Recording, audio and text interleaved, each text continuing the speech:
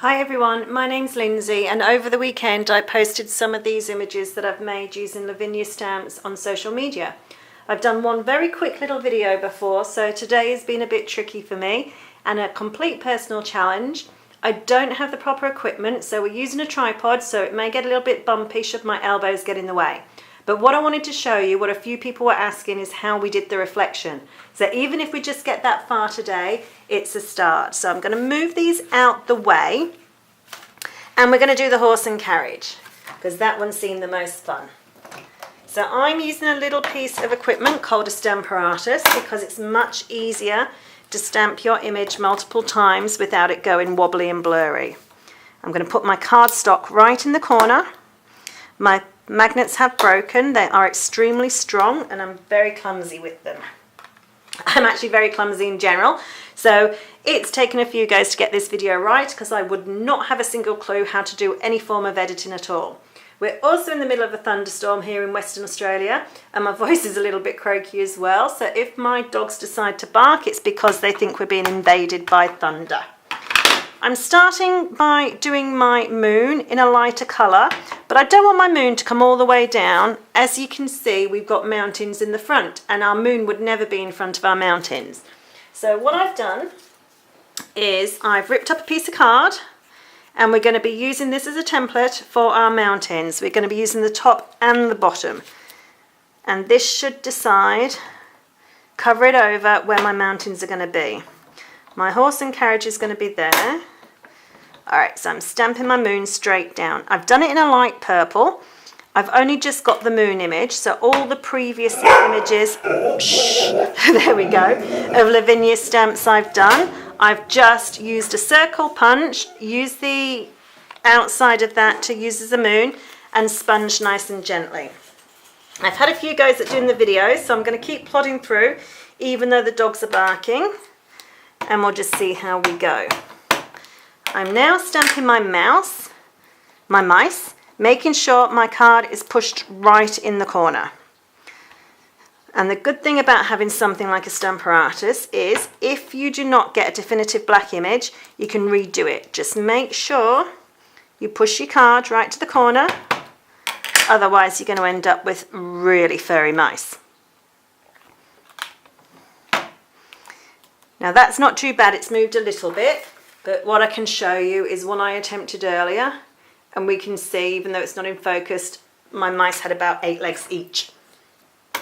I'm now going to come along and stamp my horse and carriage. Again, this will be stamped twice, so I want to make sure that everything's in the right place. You're going to get very messy with this, but it is lots of fun. And the ending image is just magical. Alright, so restamping again for the second time. I've tried doing this without this little piece of equipment, and it's not been so good because all my images have been not able to line up. That's my main image. The next thing I'm going to do is we're going to go straight in with the reflection. So I have a piece of window sheet or acetate, and I'm just going to line up where my horse and carriage is. Now this, you're only going to be able to stamp it once.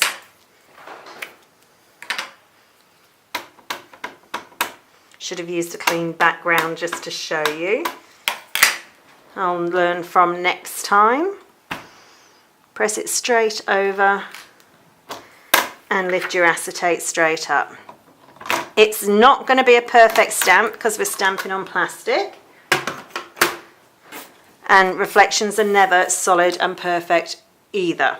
We're going to turn it over, we're going to line up our horse and carriage, and I use a brayer, a roller of rubber to push it down. If you don't have one of these, you could have put it on a block, stuck it to the block or something, but I find this the easiest way. Lift it straight up, and that gives you a reflection. If it's not perfect, it's really not the end of the world. Our water will just be moving. I'm then going to get a ruler, and I'm doing the edge of the ruler. I've just inked the edge because I want to add in the horizon line. straight across, and that's the horizon. Now I'm just going to bring it down and add in a few little watermarks. Doesn't have to be many, but it's just going to break it up as we go along. We're going to use our ruler again, so I'm not going to put it too far because I do lose it. Next thing is our mountains. So that's our bottom piece, that's our top piece. Now my mountains are more like rolling hills on this image, but that's okay. What I've done in the past is I've started off too high, so I've done lower mountains this time. I'm going to start off inking in my dark colour, and I want to go in front of the moon. It's quite tricky for me on the angle I'm on, but we'll give it a go.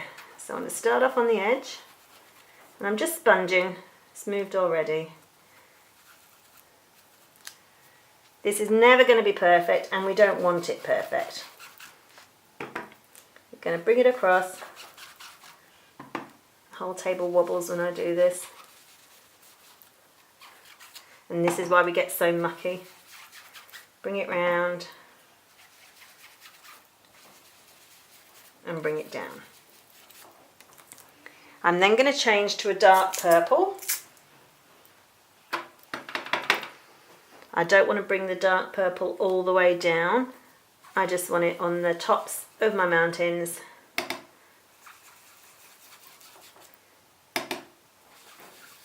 Because we're actually going to work up from that horizon line as well, and we want it to keep a little bit of differentiation between the two, if that's even a word.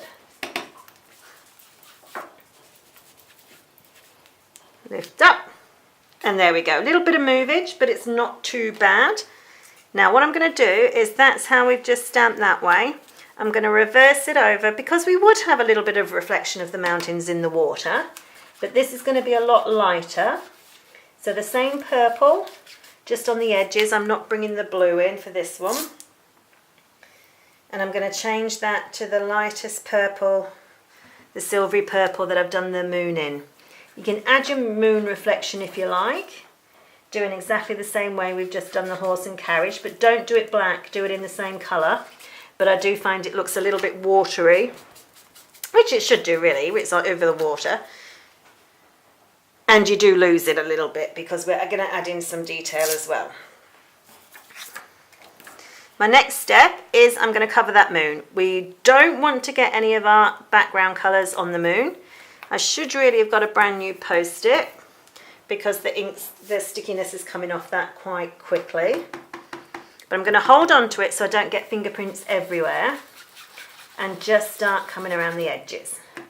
This is my darkest blue. And you'll take a lot more time and be careful with your sponging than me. I'm going to have to start turning as well as I'm working. Now a lot of the tutorials you use the actual brayer to do the inking. It's much quicker, and I've used it in the past. But I actually prefer to do it all by doing the sponging myself personally. Working it round, our little mice in the foreground, round we go. As you can see, it's actually starting to look like a scene now, and not quite so much like we've just got floating images in the middle of nowhere. Bring in my purple. I'm doing the purple and the blues because we're doing such a nighttime scene. Whoops. But as you can see from the fairies I posted before, it works really well in pinks. You can do it in blues. And you'll be taking a lot more time and doing this a lot more detailed than what I am just to show you today. You don't want any of these little blodgy bits. But that's the reason why we cover up the moon, because we don't want our moon to end up the colours and disappear. Bringing in a softer purple. And this is where you see it all start to blend a little easier if you're working down your colours. I always go, same as what I do when I'm colouring, a light, medium and a dark.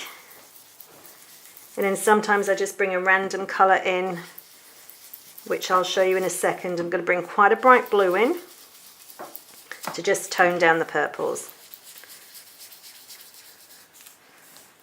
So a little bit of smudging around there I'm not happy with, but you might not be able to see it when we finish. Okay, I'm bringing in a bit of a brighter blue. I'm holding on to the moon and I'm going out the way from the moon. So when you start off with your edging, you're working your way from the edge of the paper in. This time I'm working my way from the edge of the moon out, because I want it to get in all the bits that should still be a little bit white.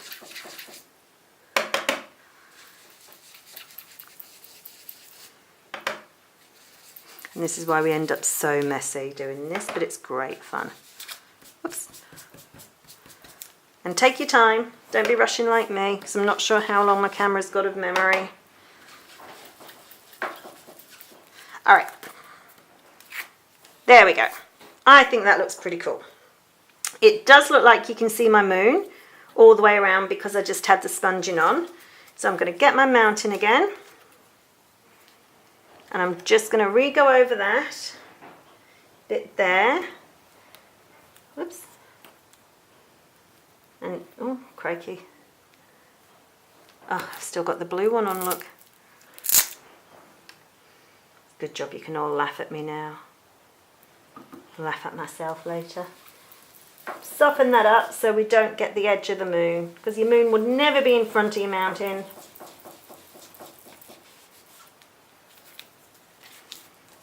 There we go. That's good enough for me. Now what we're going to start doing is bring a little bit of shadow along so it looks as though our horse and cart is not floating in the distance. We're going to start off with our darkest blue. Oh, that wind's getting up again now, so if it starts hammering again, my apologies. And just come along the edge of your ruler. I did quite a lot of depth there, but you're in the middle. You certainly don't want a lot of depth in the middle. The idea is to get it along the bottom as much as what you can.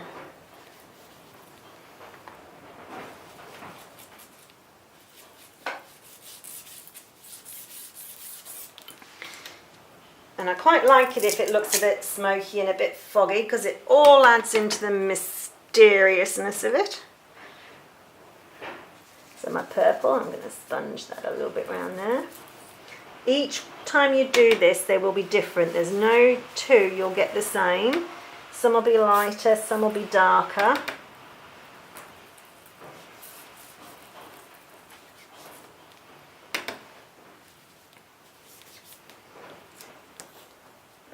And I'm actually going to bring in a little bit of the black along the edges. Now I really want to be really careful with this because I don't want to bring the black up too much.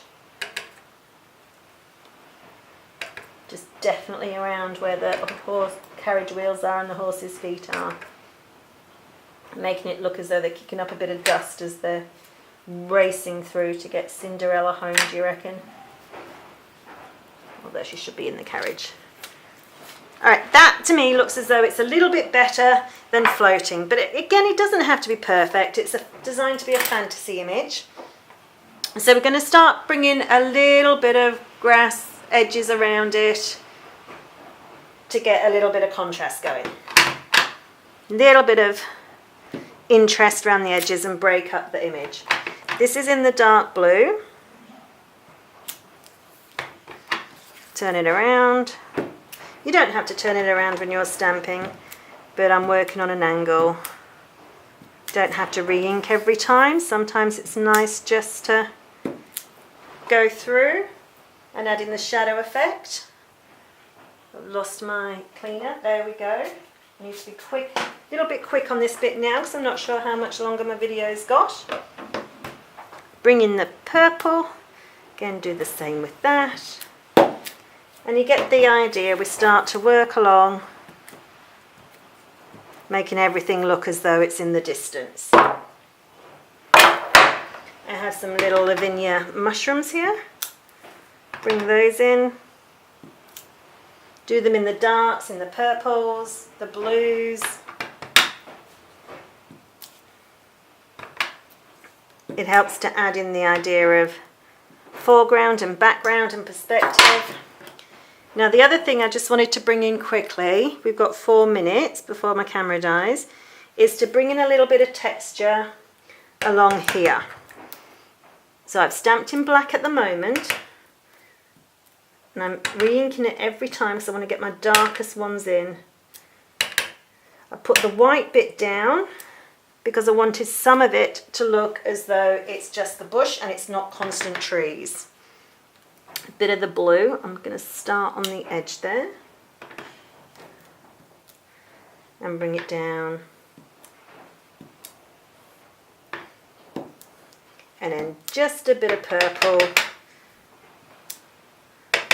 and that's all our colours brought in. Then there's one thing you're going to do, is that is going to be reflected on the edge of your water. So you're just going to turn it over. You can see some of it's already come through. And go along lightly by stamping on, stamping off. And go along your image, and that just gives it a little bit of reflection. You're then going to mount it. I like to mount mine on black card and then on the matching colour cards. All mine I've done in purple so far. Oh, apart from that one's in the blue with the blue background, and then the pink ones I've done the black with the pink background. The last little bit you can do to help add in your reflections along the water is a little bit of glitter glue, and just go along the edge, along some of those black lines you've done. Don't go over your mice, otherwise it's going to make it look as though they are not in the foreground. And I like just to add lines rather than do waves or anything like that. It's supposed to be quite a still like. That Cinderella is just passing by on her way to the castle. If you've got castles, you can add the castle in. I have done on that one, and I'm pretty sure it was because I had a very square mountain and I didn't like the look of it. Okay, well I hope you've enjoyed the tutorial today. I apologise if I babbled on and on and on, and if you have any questions please message me. As I say, this is the first time I've done a proper in-depth tutorial. The last one was just sticking a few pieces together with a card to show my card group. So any questions please message me, and I hope you've enjoyed it today. Thank you.